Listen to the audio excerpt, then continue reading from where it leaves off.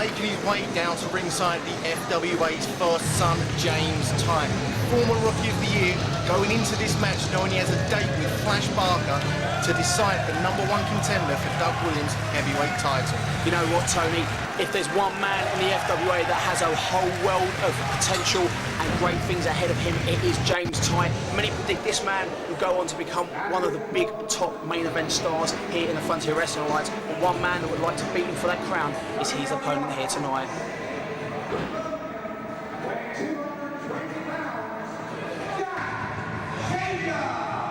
Tony, I've said it time and time again, this man is without a doubt my favourite FWA competitor. Not only is he young, not only has he got a whole huge future ahead of him, but he is one of the biggest innovators in the FWA. He does something new every time I see him, and he has been on a roll as of late. I had my first FWA television match against this man, and I knew from that point the man had a whole lot of heart and a whole lot of talent, and watching him step in the ring with someone like James Tighe is almost like watching one of your children's grow. He is fantastic, and I think this match is going to be awesome. Definitely. I mean, Xavier suffered that loss earlier on to the Phoenix Jody Fleisch, so he's going to want to go into this match with all guns blazing and get the victory over James Tighe as quickly as humanly possible. But I think James Tighe is going to have a different idea, and he's going to put Xavier away as quickly as he can. Tony, 100% right. You know, Xavier lost to Jody Fleisch at our last big show. We saw at, of course, Vendetta. James Tighe beat the Phoenix Jody Fleisch in the #1 contenders match for that, you know, in the first round of that tournament. And then you've got, of course, Xavier losing in the first round to Fleisch.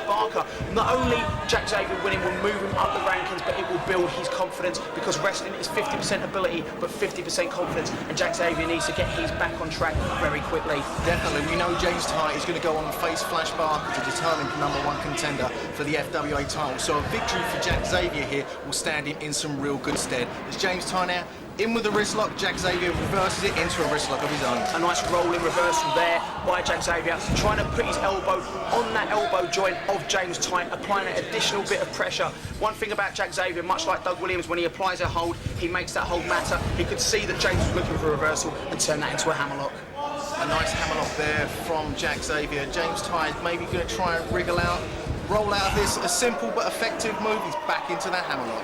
You know, Xavier now is going to look for an escape of this of his own. You can see he's looking over the shoulder of James Tighe. What's he looking for? There you go. Round takes a wrist lock, turns around into a hammerlock. I tell you what, that's an effective move, Tony. I was once caught in one of those for almost 5 years, and you can tell that the pressure is now on James Tighe.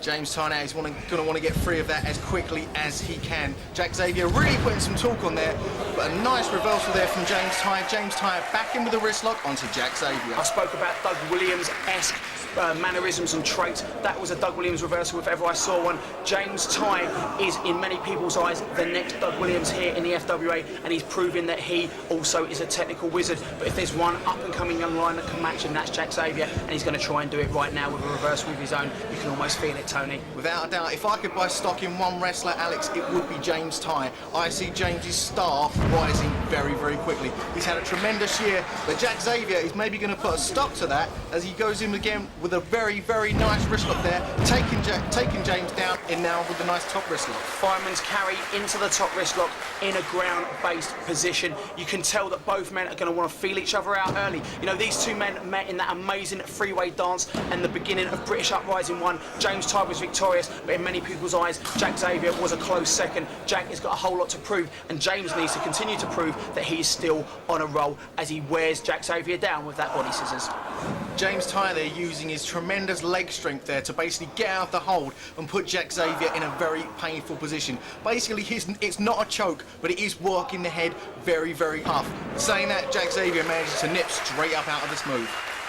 Jack gets out of that manoeuvre, and you know, both men are trying to wear each other down. People think these are wear-down holds. They are. When you try and wriggle to get out of one of these holds, you're using energy that you need to conserve for later on in the contest. Both these guys, being very young in their careers, are not wised up to these moves, kind of like someone like a Doug Williams or a Chris Daniels. You can see both men trying for these wear-down holds, and so far, I must say that I think Xavier is coming out on top. You know, it's surprising for me to see, Alex, two of these young guys in their FWA careers using such veteran hold-down moves. You know, I thought they maybe start flying about the place, but at the moment it's been submission for submission. A nice shoulder block there from Jack Xavier. James Tighe. Oh, look at Jack Xavier there with a pin from absolutely nowhere. Arm drag onto James Tighe. Second arm drag onto James Tighe. Jack Xavier on fire. James flips out of that hip toss, turns it round, goes for an arm drag. James ducks it. 1, 2. No! Oh, no, was that? Wasn't meant to be that time. A lovely fake. Tony, I was convinced that was a free count. These two started to put, that was out of absolutely nowhere. They started at a slow pace, and that's what I'm saying about these young guys in the FWA. Just when you think they're going at a slow pace, from absolutely nowhere, they can speed that pace up tenfold. Oh, there we go. 1, 2. Look at that, Jack Xavier. Oh, and he says to James Tighe, you were that close from being beaten. It's a few mind games going there. James Tighe's smiling, but he's got to know in his heart of hearts that was very close to that in the end of the contest. If James Tighe hadn't played up to the crowd there, he wouldn't have fallen prey to Jack Xavier's move there. Although Jack Xavier seems to be doing exactly the same thing, but is James Tighe going to be able to get him on the way down? Oh, and Jack Xavier, veteran move there, playing possum. Look at that again. Jack Xavier set that up, Tony. I thought, what was he doing? It was obvious that was going to happen. He set James Tighe up. James Tighe went for that clothesline. That is twice now that Jack Xavier has had him on the brink of being defeated. For me, at the moment, Jack Xavier is definitely in the driving seat. He is controlling this match to his liking at the moment, using a couple of nice fake outs there on James Tighe, and almost getting the victory. I think it's really interesting that Jack Xavier has the confidence advantage, even though it should have been bashed. 1, 2. No, a kick out there from Jack Xavier. And a clothesline there by James Tighe. 1, 2. And a kick out again from Jack Xavier. It's going to take more than that, Alex, to keep Jack Xavier down. But James Tighe keep going in for these rapid succession pins as both men part again. Mind games, Tony, mind games. Look at that. James Tighe saying, I had you that close to being big. James Tighe there with 3 almost very near falls on Jack Xavier. Jack Xavier only having 2. That's the thing with someone like James Tighe. He's a slow burner. You may think you have him, but then with a move like that, he proves that I can get you whenever and however I choose. Both men go for the lockup, but James Tighe now with a kick to the abdomen of Jack Xavier. Very nice body slam there from James Tighe, and a nice leg drop as well as he goes in for the cover. 2. No! Jack Xavier kicks out. And a headlock there by James Tighe. Again, I speak about it so regularly. A flurry of offense is what is needed sometimes to win a match like this. It started off as friends, and you can tell this is still a friendly contest, but at the same time, the intensity level has gone up by at least 50% in the last 60 seconds. Both these men know the time for clowning about is over, and the time for fighting has begun as James Tighe gets some elbows laid into his abdominal region by Jack Xavier, and 1 to the face. Jack Xavier there with a nice elbow there, taking James Tighe down. I don't think James expected that, as Jack Xavier was signalling for it, saying, yeah, you didn't expect that, did you? You've got to expect the unexpected when you're in the ring with Jack Xavier. I thought that was to the face. There's no facial bruising or marks on James Tighe. That was probably more to the windpipe. In some ways, I would find that more effective. If you want to cut someone's oxygen up and make them blow up in that ring and run out of breath, that is a way to do it. Go to the windpipe. Jack Xavier down with a nice amateur takedown there. And he brings, see a front face lock manoeuvre like this. You can see James moving those legs, trying to escape. That is a rookie mistake. He should lay there. He should let Jack Xavier wear himself out, not the other way around. Jack Xavier's hoping that James Tighe will wriggle for an escape and burn himself out early in this match. I mean, Alex, you've been in the ring obviously countless times. In a move like this, does it just strictly cut off your oxygen and your movement? Definitely, but when you try to escape, it's almost like quicksand. The more you wriggle, the more you're going to sink. And James Tighe knew that, and he escaped out of that nicely, dropping Jack Xavier on his face. James Tighe using the power game there, and basically, because there was no way out of that move as far as I could see, all he could do was pick James up and dump him straight back down on the mat. Simple but effective, as James Tighe is now broken free of the hole. Even though Jack Xavier is the heavier of the two, you've got to believe that the strength advantage lies with James Tighe. Also, I'd say the speed advantage and the agility advantage lies with James Tighe. The confidence advantage must go. Oh, and a moonsault drop here. The confidence must go with Jack Xavier. They call him funky. They say that he's got a certain je ne sais quoi about him. 2 count there, sorry, Alex. I think the advantage that Jack Xavier's got here, he has absolutely nothing to lose. He has nothing to lose, and he's a very uncharacteristic. You can't pin one style on Jack Xavier from what I've seen in the ring. He can submission wrestle, he can fly about, he can strong style, he can do it all. And at the moment, James Tighe, though, is proving to be so dominating, laying in them forearms to Jack Xavier. Jack Xavier reverses James Tighe into the corner, runs in. Oh my word! That was a super strong forearm there. 1, 2. Oh, very near fall. Very, very near fall there. I thought, seriously, that could have been it. Tony, you're 100% right. The force behind that was awesome. And you can see James now just getting his wits back about him. That I think that actually momentarily knocked James Tighe out for 3 or 4 seconds with and the kick to the face right into the side of the head of James Tighe. Jack Xavier up on that top rope there. What's he going to do? He pulls James Tighe in. A nice couple of kicks there as well, all for the head reason, but Jack Xavier was going for some sort of, maybe a spinning DDT, but James Tighe managed to reverse it, as Jack Xavier now is trying to send him back in. Oh, Xavier to 1, 2, oh! And a kick out from James Tighe, but you were right what you said, the flurry of moves, Jack Xavier. Nice forearm, couple of nice kicks, goes for the DDT. James Tighe managed to get out of it, but Jack Xavier just used his size and strength to basically power him down in the Xavier areas. Now they are trading forearms back and forth. I tell you what, these men really starting to realise that this isn't a friendly contest, this is a war in it. Oh my word! James, 1, 2. You know what, Jack Xavier needs to have a few more moves done him to put him down, but that was enough to win the man at the very least. Now, I said James Tighe has the agility and the strength advantage. Now, I'm not so sure these may be more evenly matched men than I originally thought. And James Tighe now, what's he going Tighe for? looks like he's maybe going for some sort of high-risk move, something we don't often see James doing. Oh! There's a reason they call that high risk, Tony. If you miss it, you are in trouble. And James Tighe proving that. Jack Xavier nips up. We've seen this before, Tony. Oh, my word! Jack Xavier with a nip up enziguri, sending James Tighe through the ropes, crashing down to the mat. That was simply awesome. The tide has changed of this match, and Jack Xavier looks to be fully in control. Jack Xavier now, we've seen him go to the outside before, but James Tighe ducks it. Oh, he's dangerous on that ring apron, but oh my word, Tony, for the moon. Tony, that looks serious, Tony Giles. He did not land. Those crash mats, those mats at ringside only give you about 2 inches of padding, if that. That was a hard leisure centre concrete floor. Jack Xavier may be in some serious trouble. His knees crashed into that floor and that guardrail, and you've got to believe he could have a broken leg right now. This is very serious. Definitely, Alex, you saw the way he crashed down to the mat, and you saw the pained look on his face. That was devastating. 1, 2, no, maybe if it had gone for a submission, maybe if it had tried to work over the knee, it would have been all over, but Jack Xavier does have a huge heart, and he's not ready to go out like that. I tell you what, I'm surprised Jack is still standing. That could be because James Tighe just pulled him up.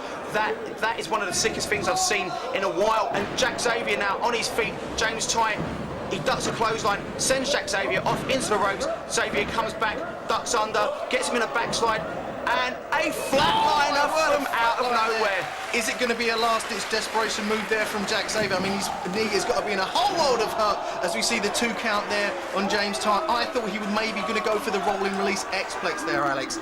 James Tighe managed to reverse out of it, but Jack did manage to hit the Tony, flatliner. how is Jack Xavier still standing? This man must be made of rubber. I was not exaggerating when I said that was an absolutely horrible looking bump that he took on the outside of that ring. He crash landed onto concrete and metal, and he's still going up to that top rope. Jack Xavier is fearless, he is a daredevil, but he may be making a mistake right now. Maybe his need to win is outweighing the pain he can feel at the moment, because being crushed on that top rope, from what I imagine, cannot be too much fun. James Tighe now laying in a forearm. Oh, what's Tighe not doing? good? No, it's the Titanic. He's saying, oh my God, Titanic! Jack Xavier was on the top rope. There is no escape from that, It's Tony. all over. There is no way from the second rope. You can't withstand it. Just normally from the second rope. James Tighe walking out of here tonight, the victor.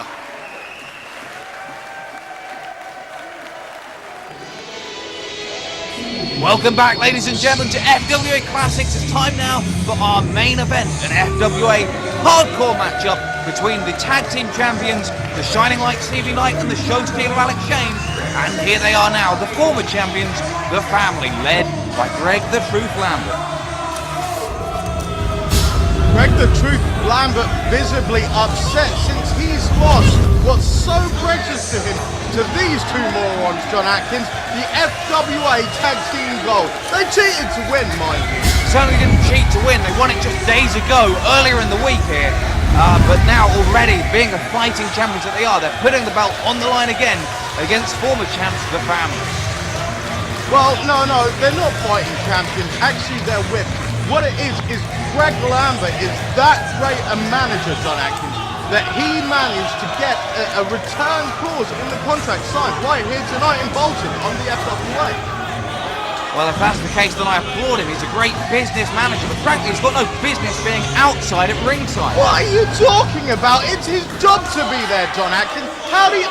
Excuse me, I'm a manager. I know about these things.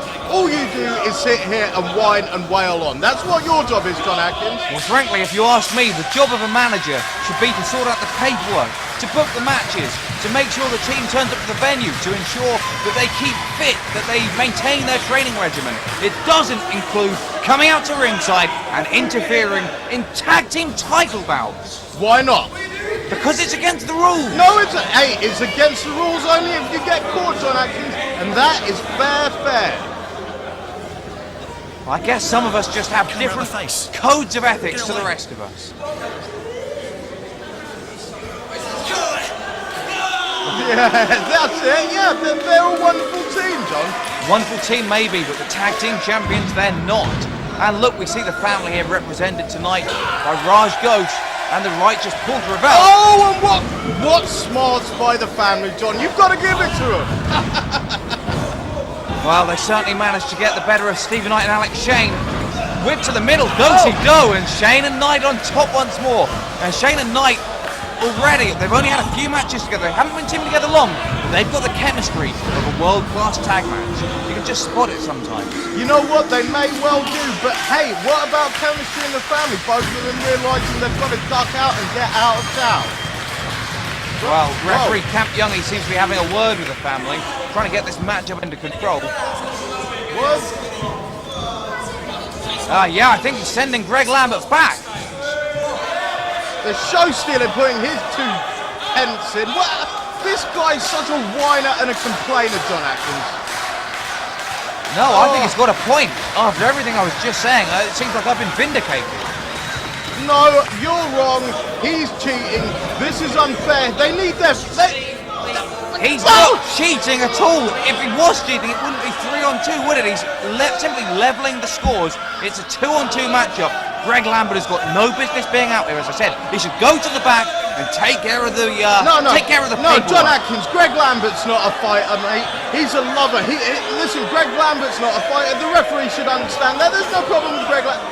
This is unfair, John. This is a great move there by the referee, and finally this tag matchup is going to be able to get underway.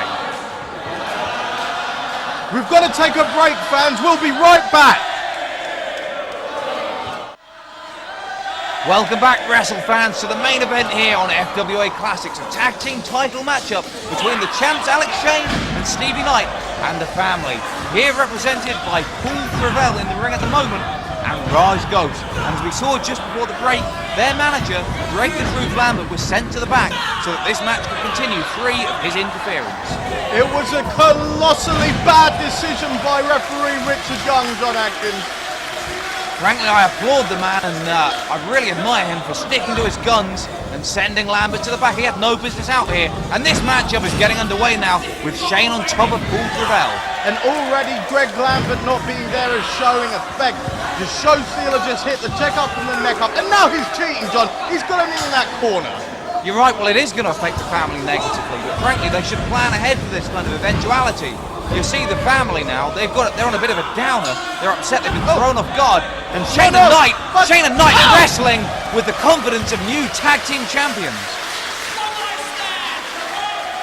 Shane looking for the one-night stand by the looks of things early on in this matchup. He got caught Gravel off guard, and that's not fair, John, because Gravel able to power out, gets the tag. Thank you, Ghost comes in over the top and gets caught with a big boot to the face.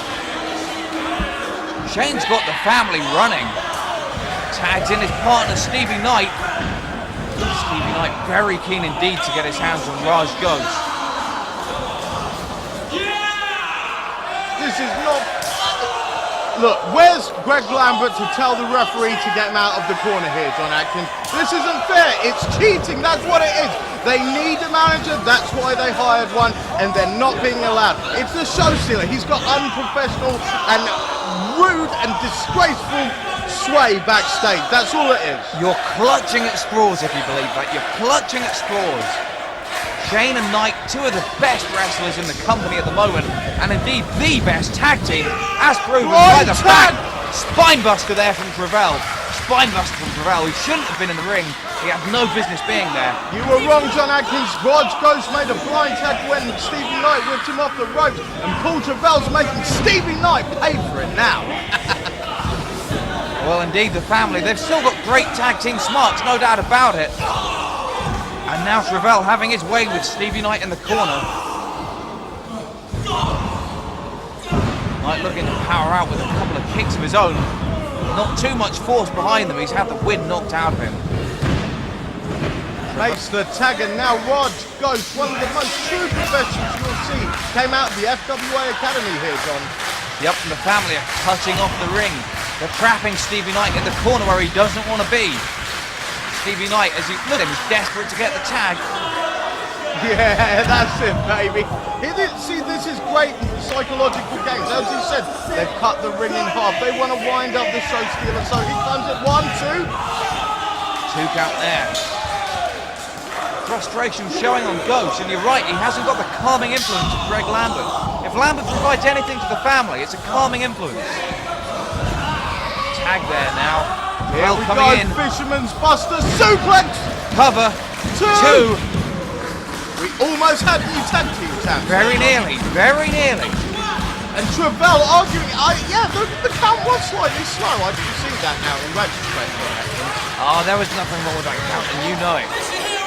Shane and Knight, the tag team champions already. No chance to celebrate with the belt. Putting it on the line once again. And look at Shane, desperate for the tag.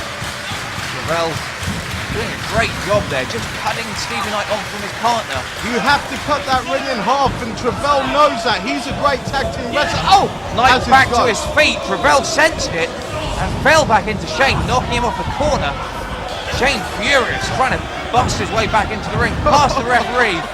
And while he's doing that, just playing into the family's hands, they're double teaming Stevie Knight. No, they're not, John Atkins. They were playing leverage into their own advantage. It's fine. You saw it like I did. You saw it as I did. They were double teaming. No, all I saw was great tag team wrestling and a 2 count. 2 count there from Raj Ghost. We need new tag team champions. We've got new tag champs. These guys have only been champs for about 3 days. No, I don't like the look of them, John. They're not good for the tag belts. The image of the tag belts. I think that the family are a better looking team for it, personally, you know? Well, I don't agree with that one bit. Stevie Knight's a very personable tag champ, and I know this belt means the world to him. Steve Knight's a moron, and the show stealers are whining yet. And now he's... Oh! Look at this, the family go for the double team and get caught this time. No, it's the show stealer was whining at the referee and he made the ref turn around. That's what it was. Now Travell gets the tag in, goes to the top. Raj with a suplex.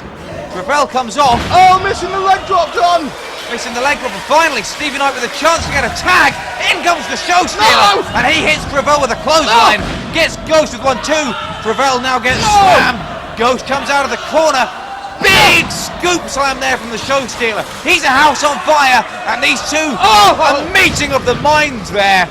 Ghost and Travell clash heads in the centre of the ring. He's going. No, it could be the one knot, and there it is, John Atkins. If he hits it, it's over. There's the brains. There's the smarts, John. That's just dangerous. He poked him in the eye. I'll poke you in the eye if you don't get back to this hot action, John Atkins. Don't you dare. The family come off. Ghost gets caught by Knight, and Shane, with the presence of mind, flips Travell to the outside, and in the blink of an eye, which nearly got poked out, this match gets turned around. Blatant cheating from Stevie Knight. That's unfair play. He was caught off guard. How can you go on about how great a competitor he is? How was that cheating? The family were double teaming. No, they were being good tag team wrestlers. Let's face it, all the great tag team moves are with 2 people, John Atkins. They were both in the ring at the same time. This is breaking all down here for you fans. It really is. It's a hardcore match. It means there's no count out and weapons illegal, and this match looks to be heading to the back.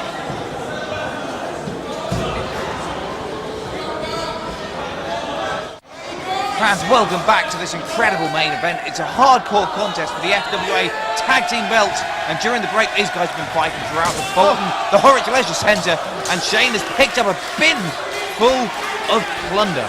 And once again, we're witness to the show stealer not being able to get it done himself, so he's using weapons, John Atkins. It's a hardcore matchup. Weapons illegal. They may be legal, but they're not fair. What kind of man goes in there and hits another man with a weapon? That's cowardice. That's all that is. Like you, John. Ravel now scrambling to get out of Shane's way. Shane looks to have picked up, is that a baking tray or something? It looks something metal, and Travell did not like the taste of that on his head. He might have been busted open. Shane now picks up, is that the rounder's bat? The rounder's bat! No, he's got the steel rubbish bin. Travell is not in good shape, John. Travell seeking refuge by the timekeeper table, doesn't find any, and gets hit with the rounder's bat to the garbage bin. The rubbish bin, I apologise, we're not in America now. And this match has taken a turn for the ugly. Oh! John, how can you condone this violence from the show stealer?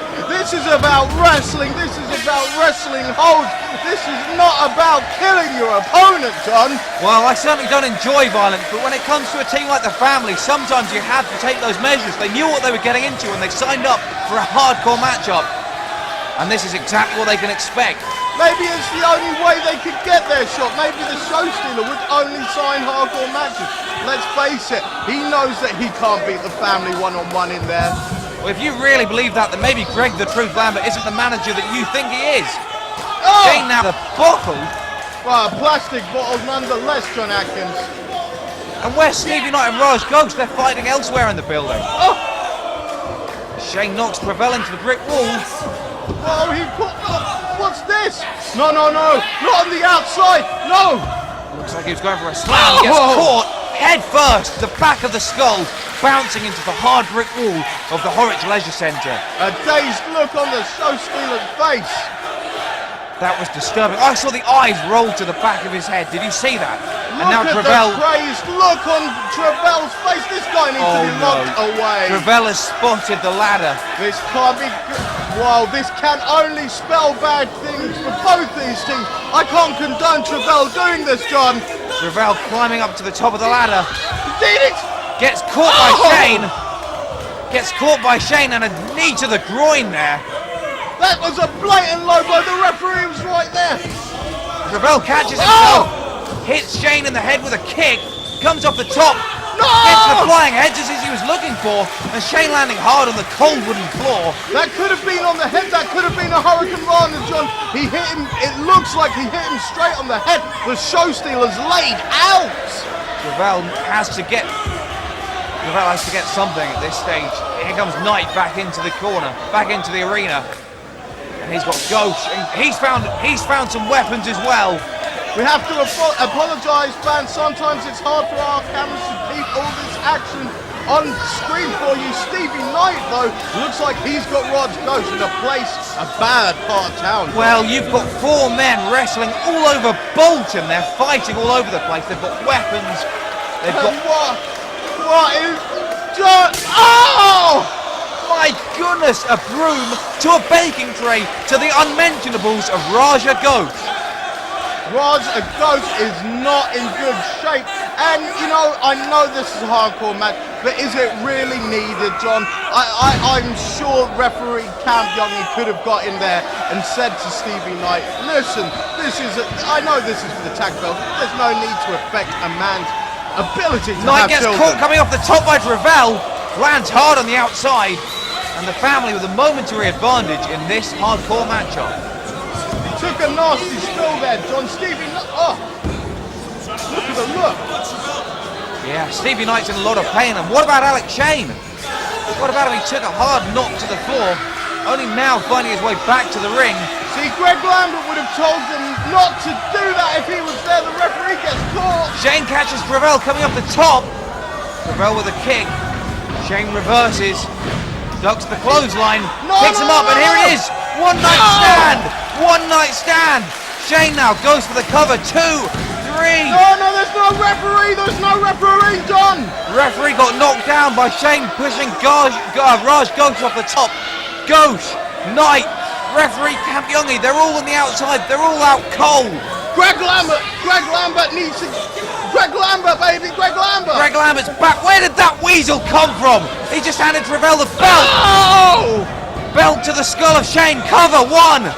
No, the referee just in position.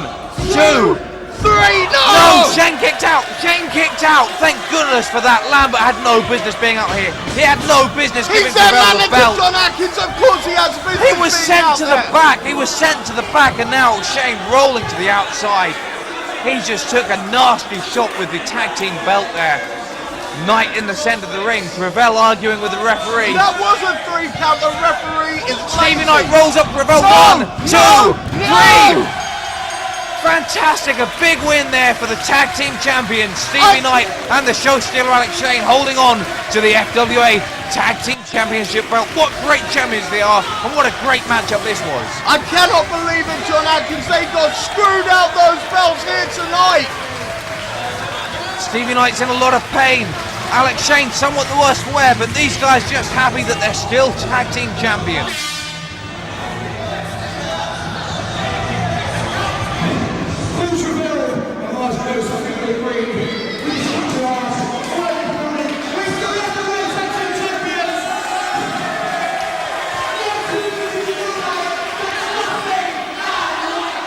Well, John Atkins, that's so unprofessional. He's gloating over his win.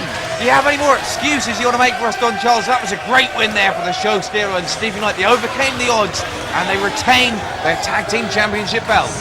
No, fans, they cheated, whined and complained to the belts. That's all it was. And these poor guys, the family, have been screwed out of their rightful ownership of those belts. Well, we're pretty much out of time, Don Charles. We're going to have to agree to disagree. Fans, we hope you've had a great time this week. We'll see you very soon for more FWA Classics.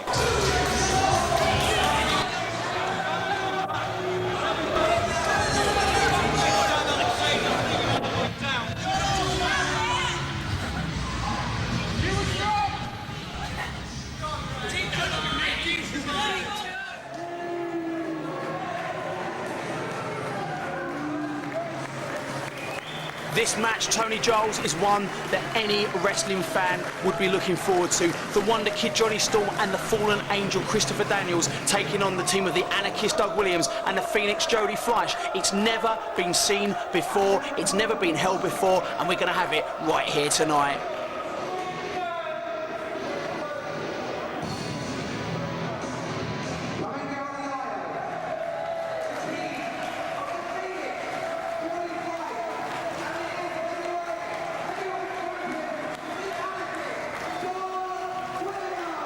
I mean, Alex, you talk about your wrestling dream team matches, and there have been countless numbers of them over the years. But for me, this really does deserve the title of dream team. Former champion Jody Fleisch with current champion Doug Williams taking on the Fallen Angel and the Wonder Kid. This is going to be truly amazing. You talk about matches with history, and the history behind this match is so unbelievably storied, Tony, that it shocks even myself as a wrestling pundit. You talk about Jody v Chris Daniels. These two first met in 2000 at the Coventry Sky Dome in a match. It was the finals of a tournament, Tony, and in the finals of that tournament, Jody Fleisch beat Chris Daniels in their first meeting. In the first round of that tournament, Jody Fleisch beat Chris Daniels' tag team partner here tonight, Johnny Storm.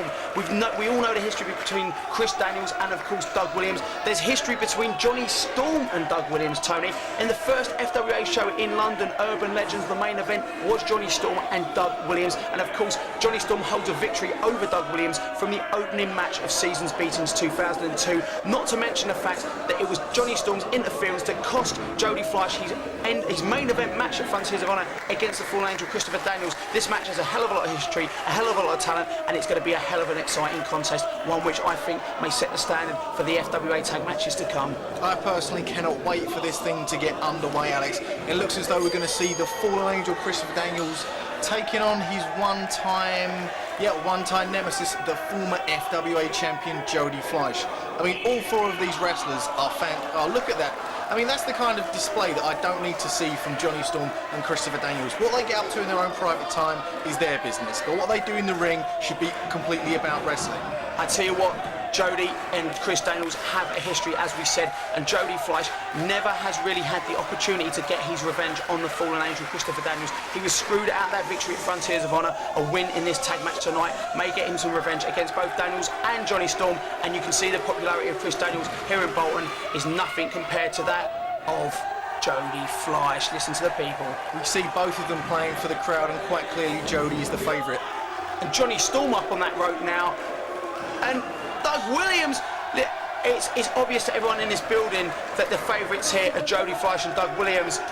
Johnny, Chris, I would give up. Yeah, basically they're just getting a hell of a load of boos, and Doug Williams and Jody Fleisch are getting the applause they deserve.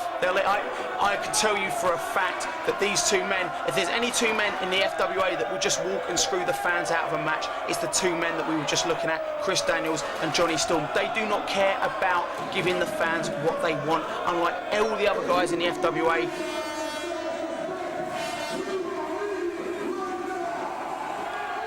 Chris Daniels with some hard words there for the fans, Tony. Yeah, you do make a valid point. I mean, these two guys would walk out and screw these fans into the match they so rightly deserved.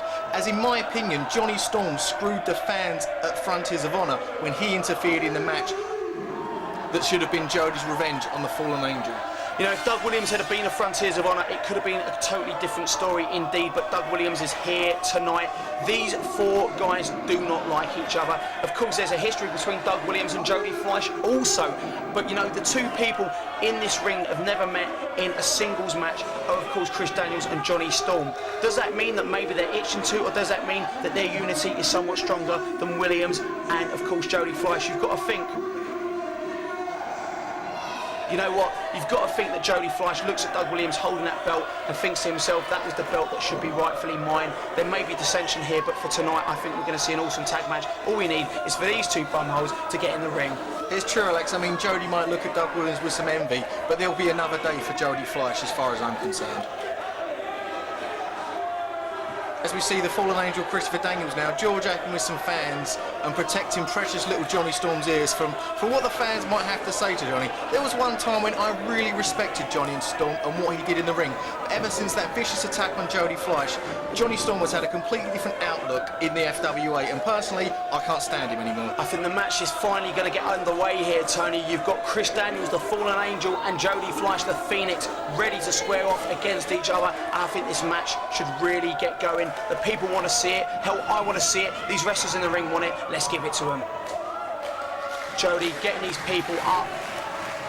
I mean, Alex, to be perfectly honest, I think the crowd couldn't be more into this match, even if they tried. This truly is going to be a one-off, original, amazing match from the FWA. The anticipation is over, the lockup has begun, and it's Chris Daniels with the early lead going into the wrist lock. Jody Fleisch rolls through, backflips over, turns it round, reverses a wrist lock straight onto Daniels. Jody Fleisch as quick as a cat and out of that and into a wrist lock of his own.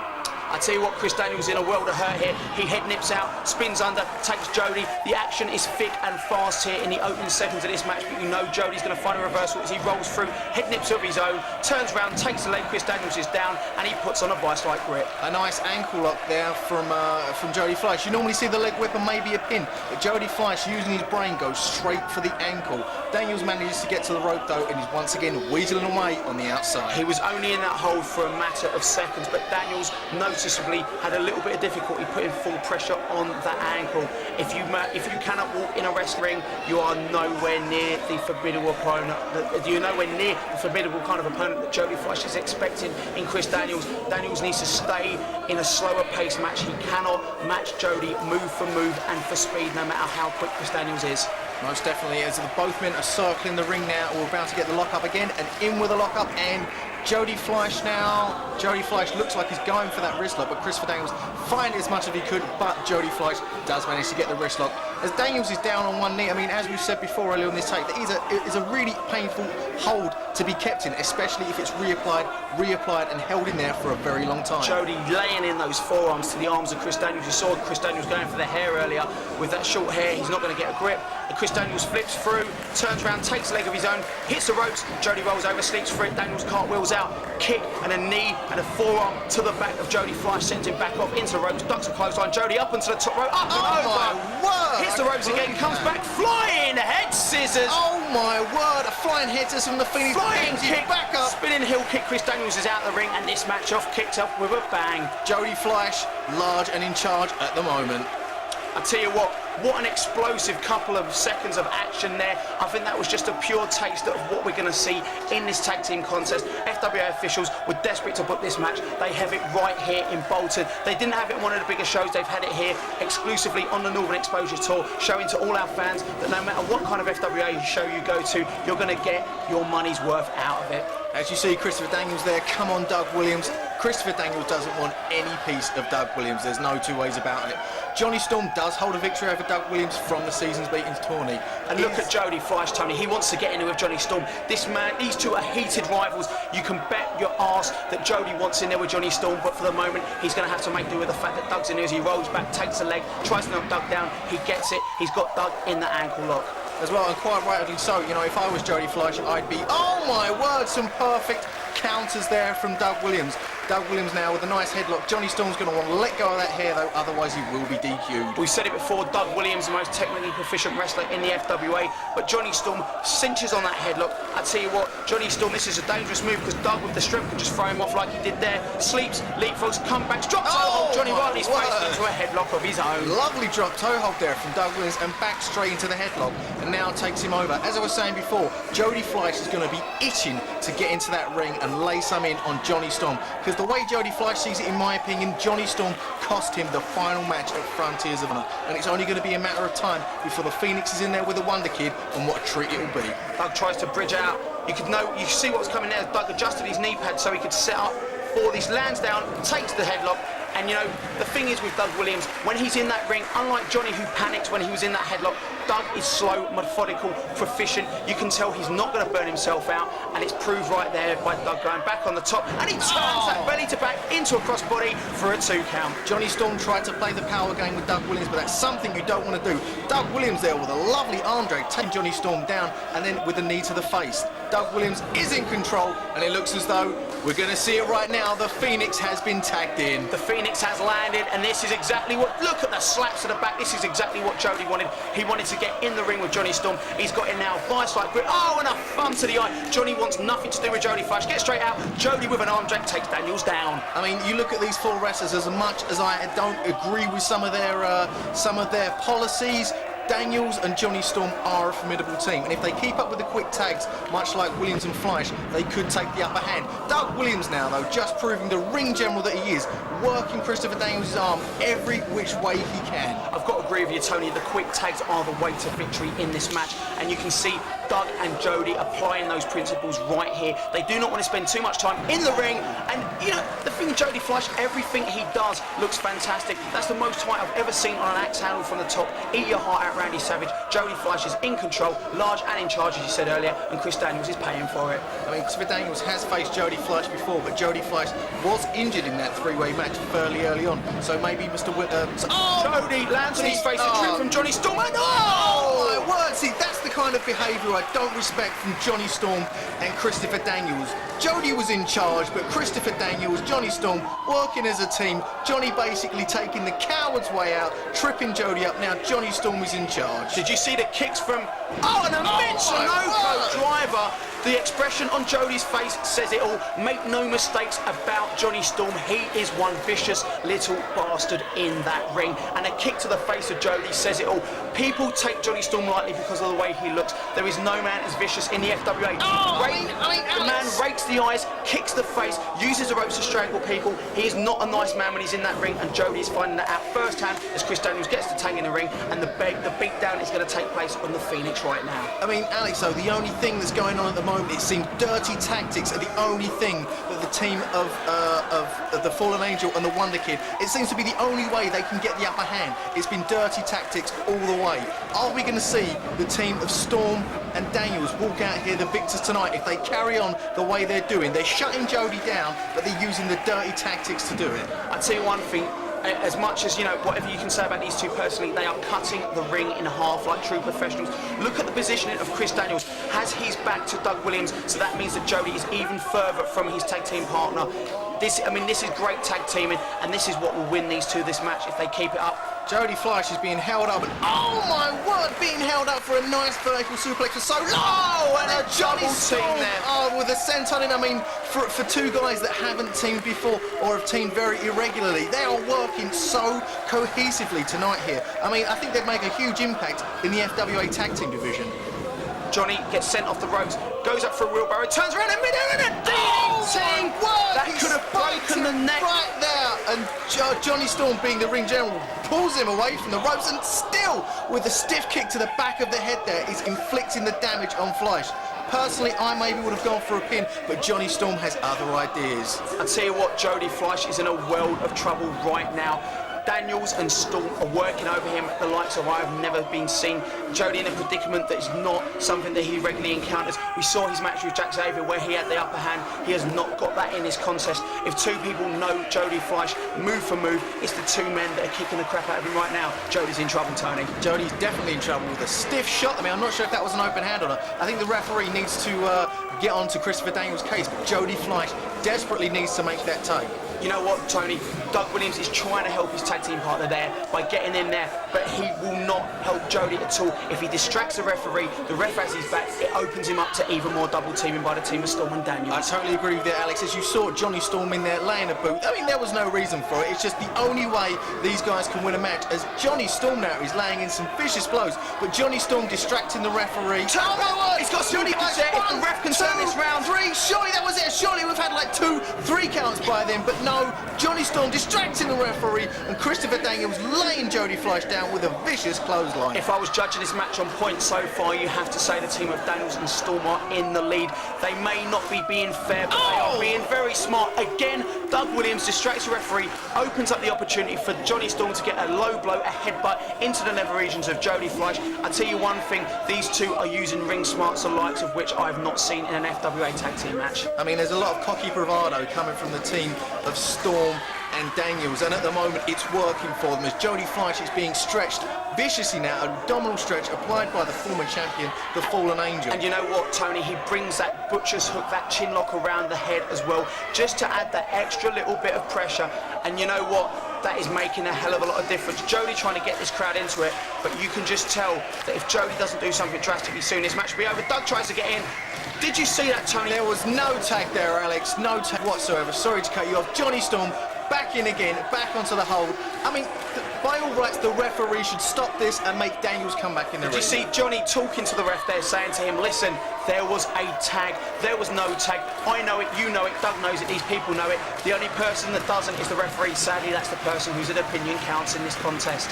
Jody Fleisch is in a bad place at the moment. Jody hits his way out of it. Managed to hit. He's on the wrong side of the ring. If he and Daniels ring smarts, Daniels gets in. He's got 5 seconds to get in and out. He uses that 5 seconds wisely, pulls Jody back into his corner. Jody once again is in trouble. I mean, we've talked about a flurry of moves. Anything from Jody Fleisch at the moment would be a godsend. And a 2 count there, a 2 count from the Fallen Angel. Jody Fleisch managed to hip toss Johnny Storm, but it just wasn't enough. After that move, he buckled down and collapsed in the middle of the ring.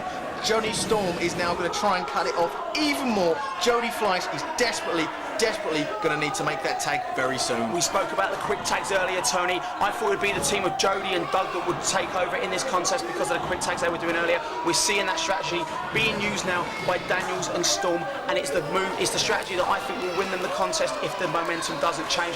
Doug now, this time, will Doug get lured into the ring again? He does. Doug, this is just pure frustration on the part of Doug Williams. The man, as I said before, has so many ring smarts in there, and he's being lured in by the team of Storm and Daniels.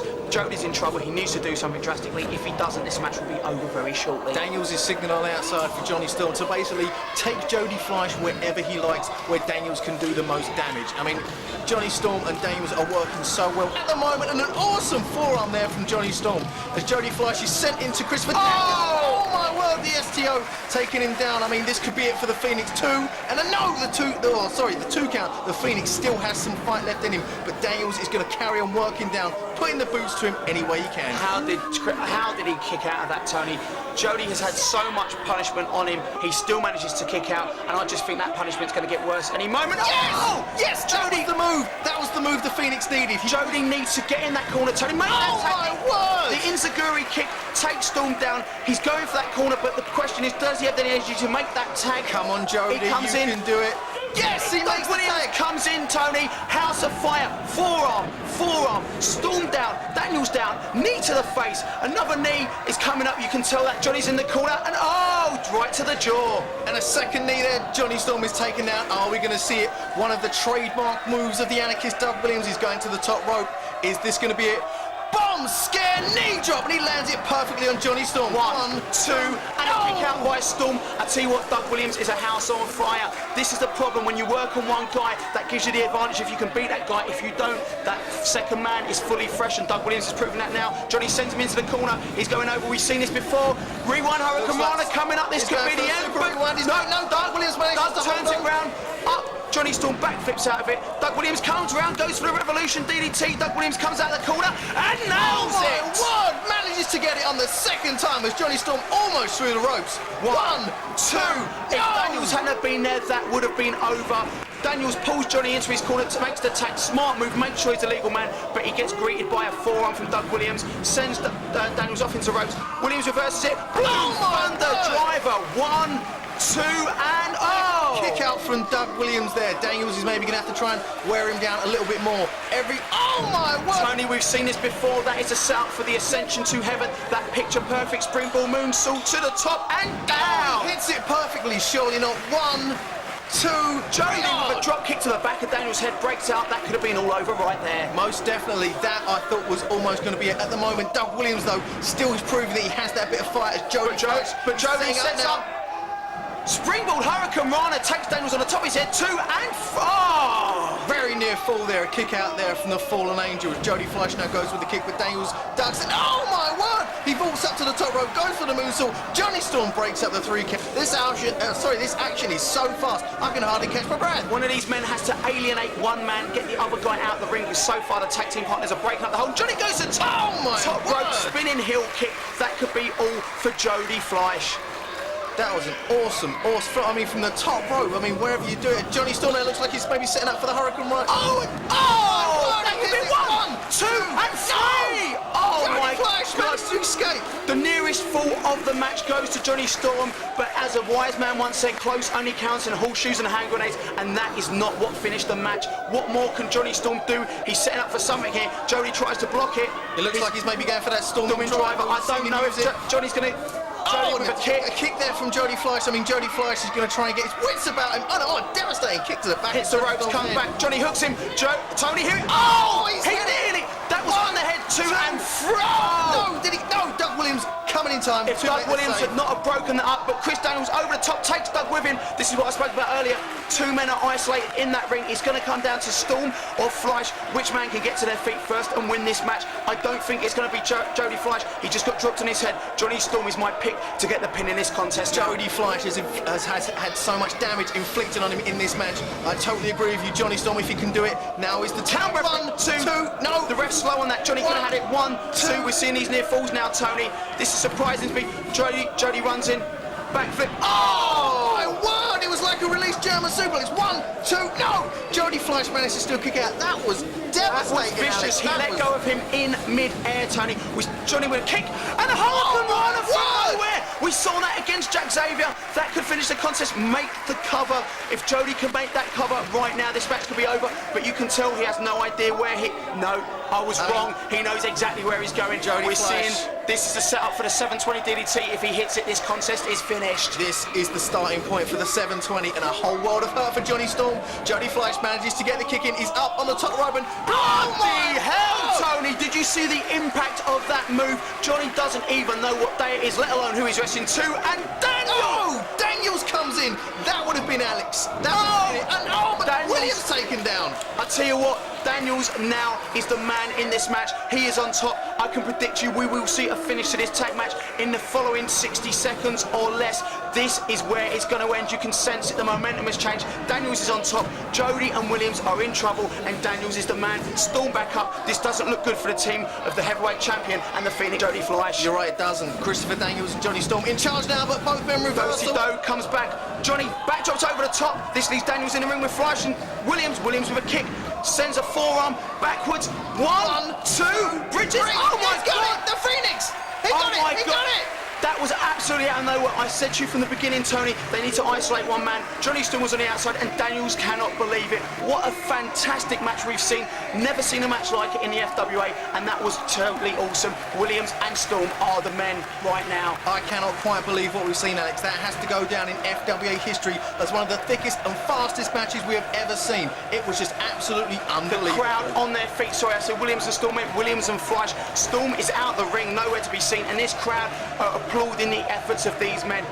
Tony, if this match has proved one thing to me, that is that when the FWA perform, they perform. We've seen Frontiers of Honor, British Uprising. This was a Northern Exposure tour, and it was undoubtedly one of the best matches I've ever seen. If this teaches me one lesson, that is get up off your arse, go and see the FWA live when they are in a town near you, because you will see something that will blow you away, Tony.